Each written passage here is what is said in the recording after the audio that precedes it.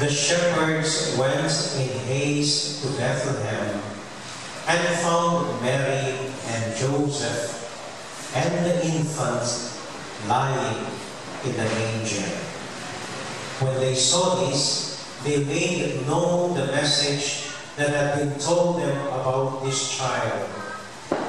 All who heard it were amazed by what had been told them by the shepherds. And Mary kept all these things, reflecting on them in her heart. Then the shepherds returned, glorifying and praising God for all they had heard and seen, just as it had been told to them by the angels.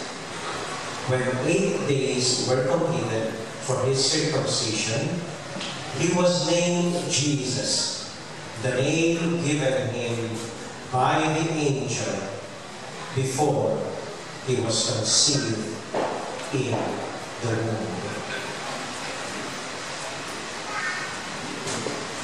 My dear friends, the good news of our